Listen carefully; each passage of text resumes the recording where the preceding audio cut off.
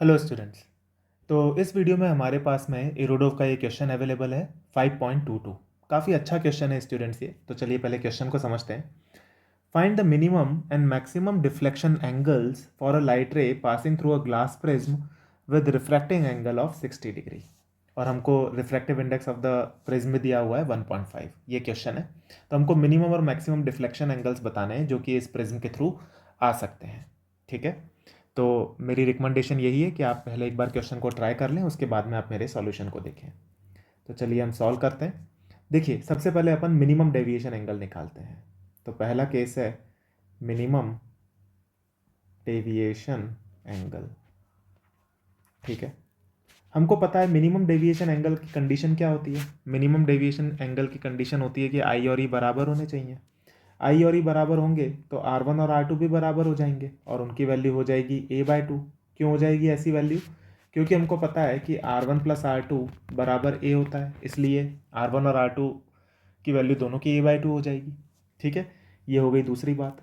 अब हमको निकालना है मिनिमम डेविएशन एंगल। तो हमको पता है कि डेविएशन एंगल अगर मिनिमम है तो आई और ई बराबर होंगे। हमको पता है डेविएशन एंगल का फॉर्मूला होता है आई प्लस ई माइनस ए। तो ये फॉर्मूला बन जाएगा 2i माइनस ए। यानी कि यहाँ से हम बोल सकते हैं कि आई की वैल्यू कितनी आ जाएगी। आई की वैल्यू हमारे पास में आ जाएगी delta minimum plus A divided by 2। ये हो गई इक्वेशन नंबर 3। और हमको R1 की वैल्यू ऑलरेडी पता है A/2 है। तो हम क्या करते हैं, लेंस का जो पहला सरफेस होता है जिसको हम ए बी बोलते हैं अक्सर, ये ABC, तो इस पहले सरफेस पर हम लगा देते हैं स्नेल्स लॉ। ठीक है। ये हमारे पास में आएगा I, ये आएगा R1। तो यहाँ पे अगर हम स्नेल्स लॉ लगाएं तो हमारे पास में इक्वेशन क्या बनेगी? हमारे पास में इक्वेशन बन जाएगी, ये R1 ऐसा दिखेगा। ठीक है। हमारे पास में इक्वेशन बन जाएगी 1 multiplied by sine i will be equal to mu, यानी कि 1.5 मल्टीप्लाइड बाय साइन R1। तो आई और R1 की हम वैल्यूज़ रख देते हैं। तो हमारे पास में आ जाएगा sine of delta minimum plus A whole divided by 2 is equal to 3/2 multiplied by sine R1। R1 की वैल्यू है A/2, यानी कि 60/2। ये इक्वेशन आएगी हमारे पास में। और यहाँ से जब आप सॉल्व करते हो स्टूडेंट्स, इसकी कैलकुलेशन मैं आपके ऊपर छोड़ रहा हूँ। जब आप इसको सॉल्व करते हो तो आपके पास में जो डेल्टा मिनिमम की वैल्यू आती है वो आ जाती है 37 डिग्री।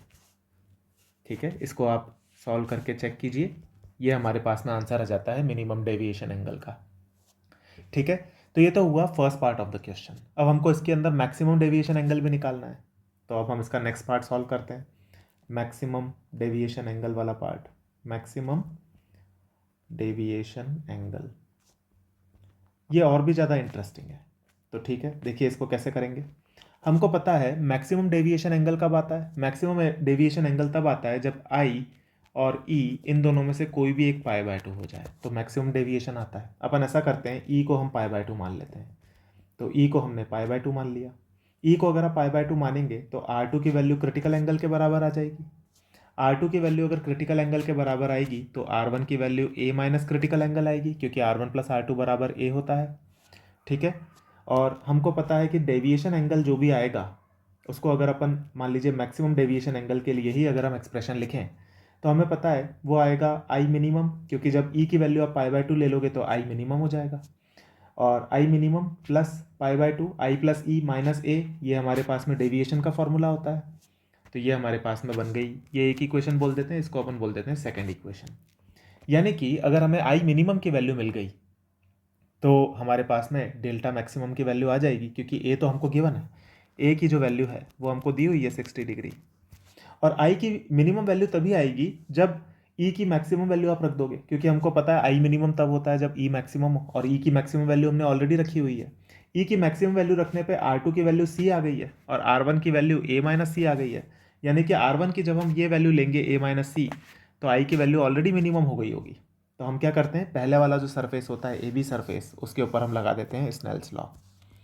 ये है AB सरफेस, इसके ऊपर हम लगा रहे हैं स्नेल्स लॉ। ये डायग्राम कैसा दिखेगा देखो, मैं आपको एक बार इसका एक अंदाज़ा देता हूँ।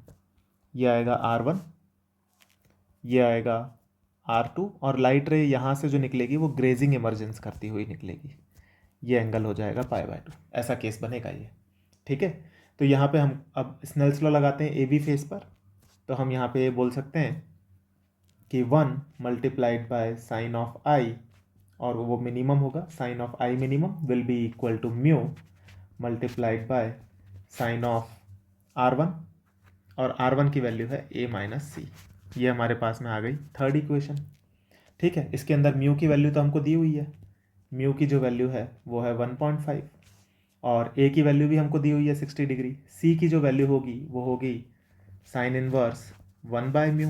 ये हमारे पास में है फोर्थ इक्वेशन। अब आप देखिए यहाँ पे हमको सारी वैल्यूज अवेलेबल हैं, हमारे पास में c की वैल्यू अवेलेबल है क्योंकि म्यू अवेलेबल है। तो इस इक्वेशन नंबर 4 से हमको क्रिटिकल एंगल की वैल्यू मिल जाएगी। इस क्रिटिकल एंगल की वैल्यू को अगर आप इक्वेशन नंबर 3 में रखेंगे तो आपको आई मिनिमम की वैल्यू मिल जाएगी, और इक्वेशन नंबर 3 से आपको आई मिनिमम की वैल्यू जो मिली है उसको आप इक्वेशन नंबर 2 में रखेंगे तो आपको मैक्सिमम डेविएशन का एंगल मिल जाएगा। तो यहाँ पे हमको सारा डेटा अवेलेबल है स्टूडेंट्स, और जब आप इस डेटा को यूज़ करते हैं तो ये कैलकुलेशन मैं आपके ऊपर छोड़ रहा हूँ, आपके पास में जो मैक्सिमम डेविएशन एंगल की वैल्यू आती है वो आती है 58 degrees. And this is the answer to this question. Thank you.